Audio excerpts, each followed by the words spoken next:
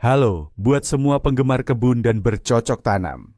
Sudah masuk tengah Januari, di luar mungkin bersalju, tapi tangan kita ini sudah gatal banget rasanya pengen nyemai sesuatu. Rasanya, semakin cepat kita mulai, semakin cepat pula kita dapat panen pertama. Dan saat itulah Anda mulai mengeluarkan bungkus benih mentimun yang sudah lama disimpan. Tahan dulu.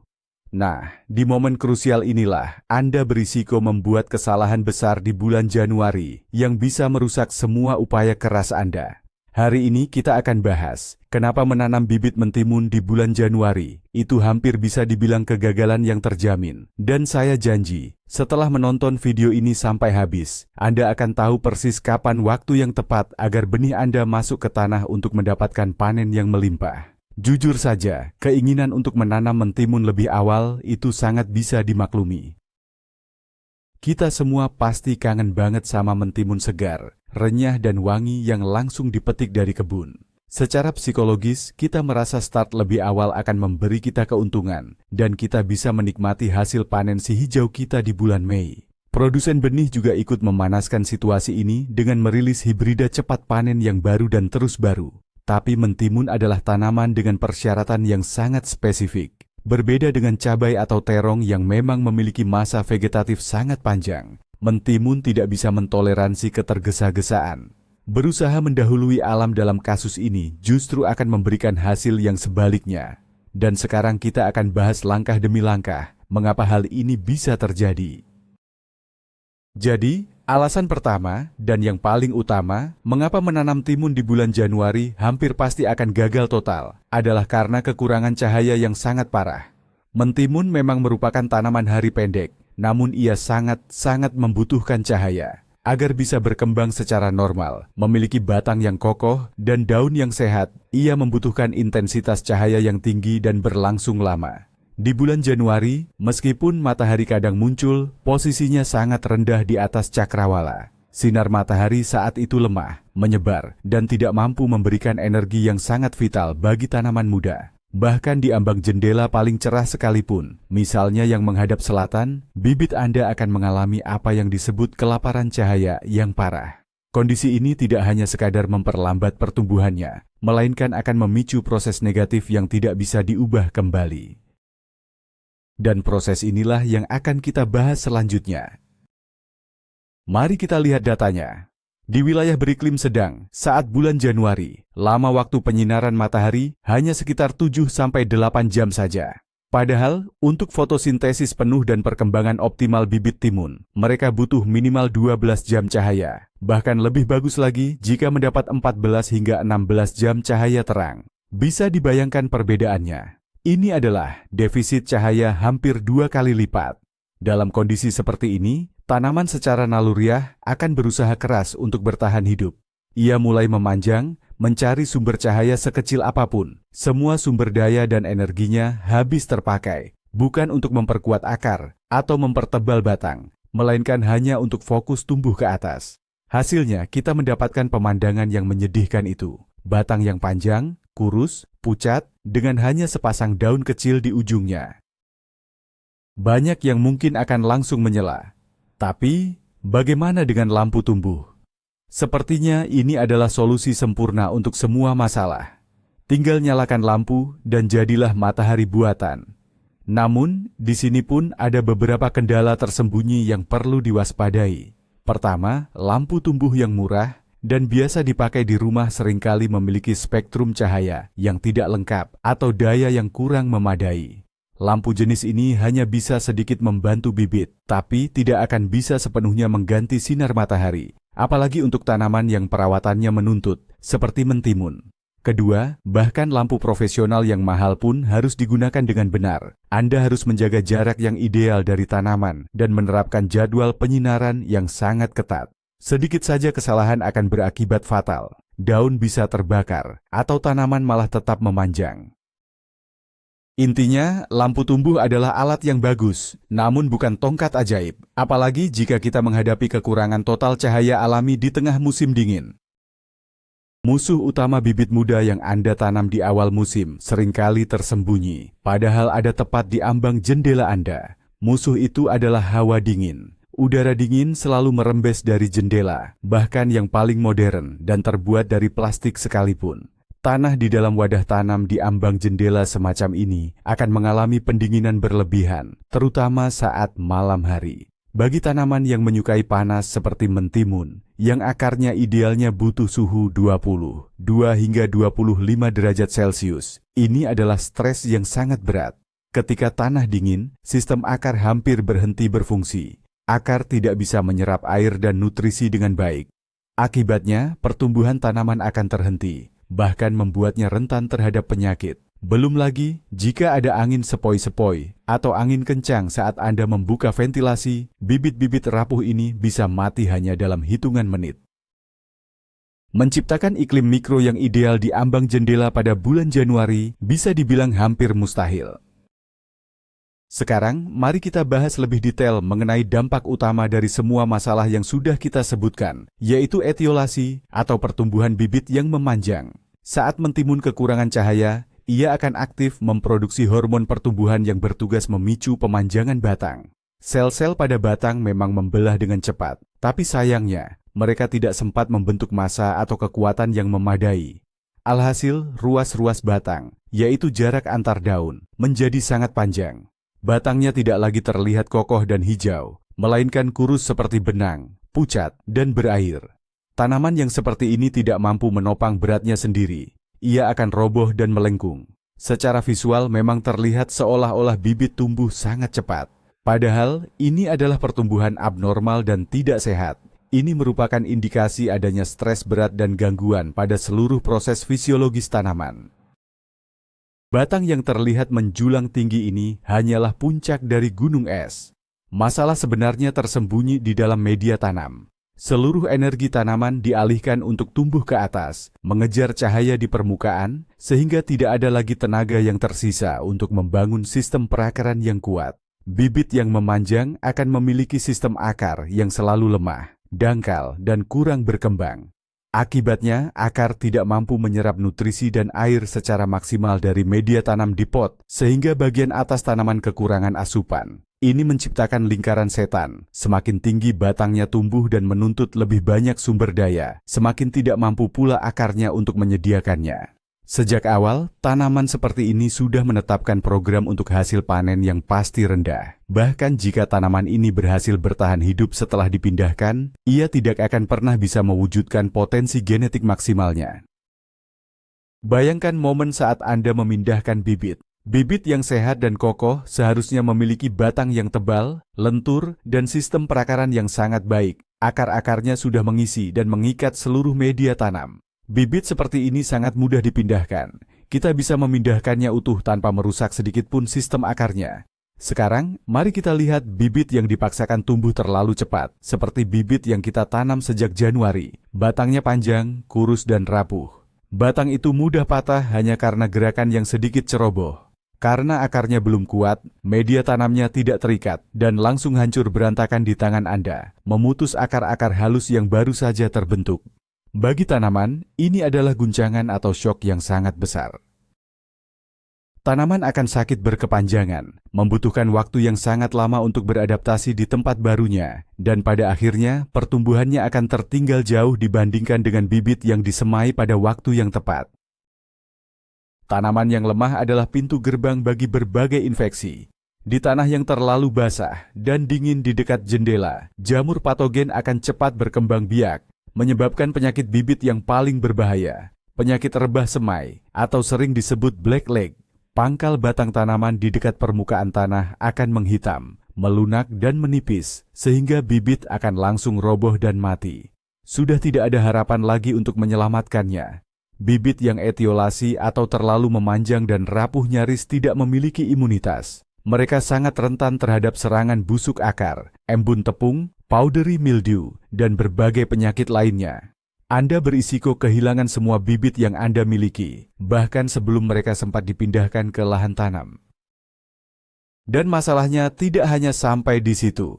Selain penyakit, bibit yang sudah melemah akan menjadi sasaran empuk bagi hama. Tungau laba-laba yang sangat suka udara kering di dalam ruangan akan dengan senang hati bersarang di daun-daun mudanya yang lembut. kutu daun pun pasti akan segera menyusul. Mengatasi hama-hama ini di lingkungan tempat tinggal sangatlah sulit. Menggunakan pestisida kimia di dalam rumah sangat tidak dianjurkan. Sementara itu, cara-cara alami seringkali tidak cukup efektif. Pada akhirnya, Anda hanya akan menghabiskan banyak waktu dan energi untuk menyelamatkan bibit yang sejak awal seharusnya tidak Anda tanam terlalu dini. Mari kita bongkar mitos utama yang sering mendorong kita untuk segera menyemai benih di bulan Januari. Mitosnya berbunyi, semakin cepat kita menanam, semakin cepat pula kita akan panen. Untuk komoditas yang memang butuh waktu lama untuk berkembang, seperti cabai atau seledri, ini mungkin ada benarnya. Namun, ini justru terbalik jika kita berbicara tentang mentimun. Mentimun adalah tanaman sprinter. Pertumbuhannya sangat cepat. Oleh karena itu, siklus hidupnya harus dilalui dalam kondisi yang sangat menguntungkan. Bibit yang disemai pada waktu yang tepat, yaitu sekitar bulan Maret atau April saat cahaya matahari melimpah, akan dengan cepat menyalip pertumbuhan bibit Januari yang tumbuh di bawah tekanan atau stres. Pada akhirnya, bibit yang disemai pada waktunya justru akan memberikan panen pertama lebih cepat daripada bibit Januari yang sudah kelelahan dan terlalu tinggi.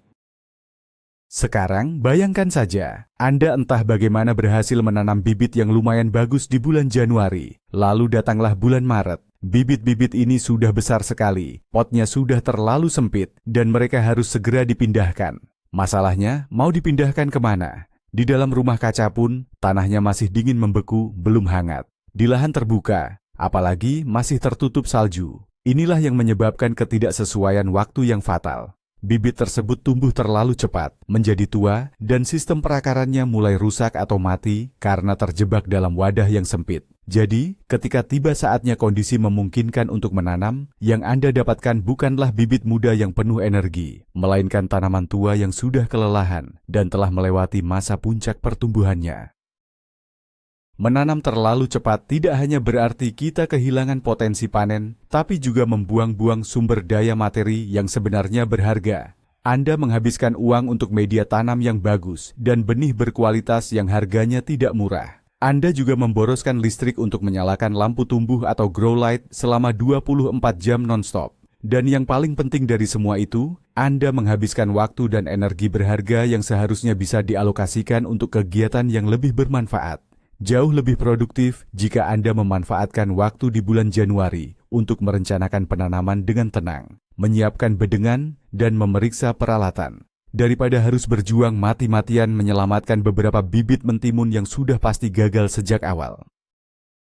Jadi, berapa usia ideal bibit mentimun yang siap untuk kita pindahkan ke lahan tanam permanen? Ingat, baik-baik angka ini, 25-30 hari. Ini adalah patokan utamanya, atau yang sering kita sebut sebagai standar emas. Selama periode waktu ini, bibit sudah sempat membentuk batang yang kokoh dan tidak terlalu tinggi, memiliki 3-4 helai daun sejati berwarna hijau gelap. Dan yang paling penting, sistem perakarannya sudah sangat kuat dan akarnya sudah melilit seluruh media tanam. Bibit yang seperti inilah yang akan minim stres saat dipindahkan, bisa langsung cepat tumbuh, dan cepat pula mulai membentuk bakal buah atau bunga. Bibit yang usianya lebih muda atau bahkan lebih tua dari rentang waktu ini biasanya akan lebih sulit beradaptasi dan otomatis panennya juga akan lebih lambat.